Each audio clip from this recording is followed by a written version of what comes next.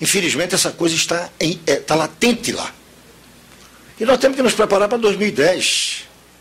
E não é preparar com esta aliança que teve agora com Geraldo Alckmin, porque essa não foi uma aliança para vencer. Foi apenas para disputar ou cumprir tabela. Porque estavam imaginando que não era para ganhar. Não se organizou, não fez oposição e não pode correr nenhum risco de continuar tendo essa mesma postura. Uma postura de ter pouca coragem de dizer o que é que o PAC representa. O PPS já disse, está aqui o deputado Arnaldo Jardim, que já fez pronunciamentos em relação à questão do PAC, desnudando que aquilo ali é um ajuntamento de algumas boas intenções, de alguns programas que já pré-existiam. Muito pouca novidade. Que não vai destravar coisa alguma. Até porque no mesmo dia que sai, há a continuidade de uma política de juros que evidentemente não demonstra nenhum interesse em ter uma política monetária voltada para o desenvolvimento, mas sim para garantir alguns dos seus objetivos, entre eles as metas de inflação. Meta de desenvolvimento, isso não é problema do Banco Central e não era problema do governo, e continua não sendo, embora o PAC possa ser anunciado como uma tentativa de destravar. Então, essa crise dos partidos, voltar e terminar, essa crise dos partidos implica em dizer que esse ciclo encerrado, a reforma política se impõe. Eu tenho uma tese sobre reforma política. Qualquer que seja ela, hoje no Brasil ou em qualquer país, depois de um longo período de um determinado modelo ou de uma determinada prática, ela tem um efeito revolucionário. Revolução no sentido apenas de mudança. Nada de grandes veleidades. Por quê? Porque ela quebra a inércia. E todo o sistema, por melhor que seja na sua essência, se demorar muito tempo na sua aplicação, ele cria vícios que reproduzem o que de pior ele pode ter. E qualquer mudança quebra esse processo e tem um aspecto renovador. Com isso eu quero dizer que o sistema uninominal de voto, que sempre foi da minha preferência, talvez tenha que ser reformado, ou até substituído. O partido está hoje discutindo o voto distrital misto. Um partido que sempre foi favorável à proporcionalidade, na visão de que é um sistema que garante uma representação das minorias, de todo um espectro político.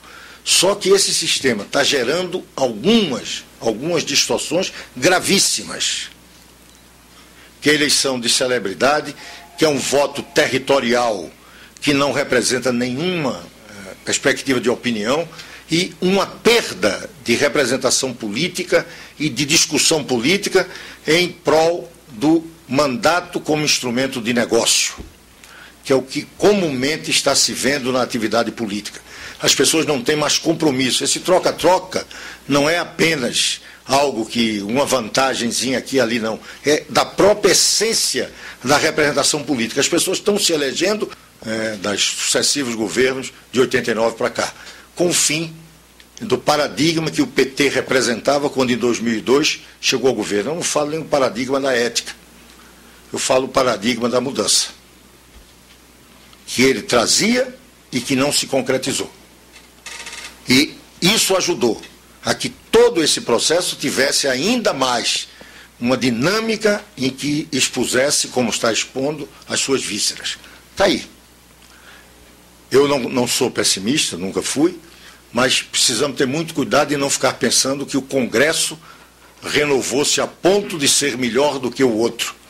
Até porque eu não sei se esse segundo governo de Lula não será um governo tão temerário quanto foi o primeiro, para ter maioria, para ter base de sustentação.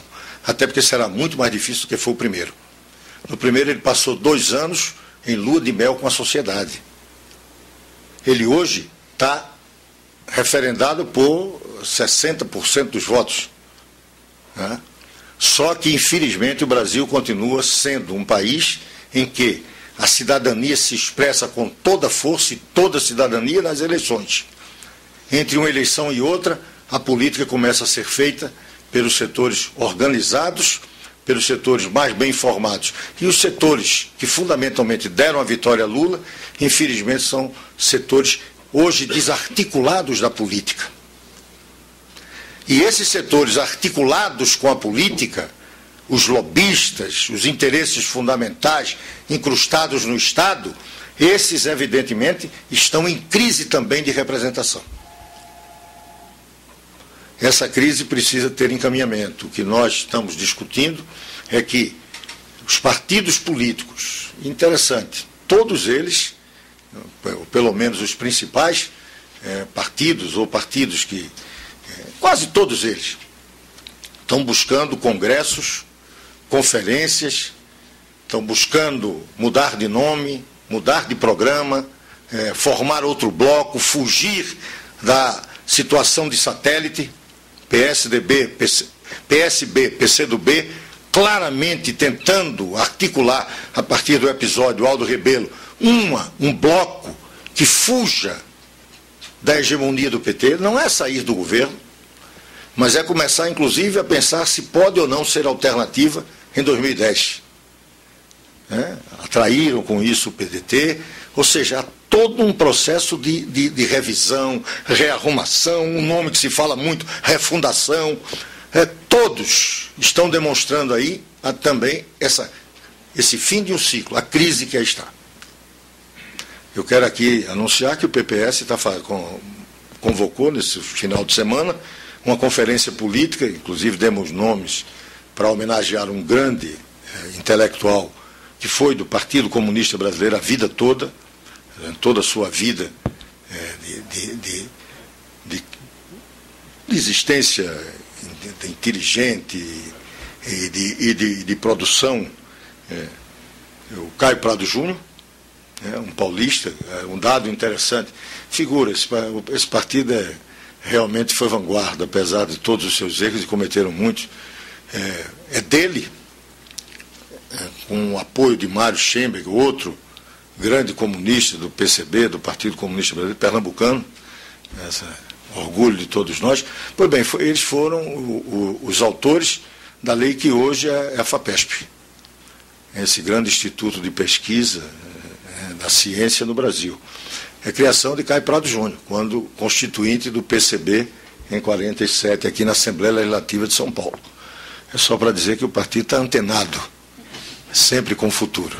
Nós estamos hoje pequeno, mas que experimentou o crescimento. A avaliação que nós fazemos da última eleição é que fomos derrotados porque não conseguimos superar a cláusula de barreira que lá existia, que em bom tempo, ou talvez tardiamente, mas de qualquer forma acabou esse abuso antidemocrático supremo, mas acabou depois, devia ter acabado porque há 10 anos tramitava lá uma ação direta de inconstitucionalidade. Mas isso é o Brasil.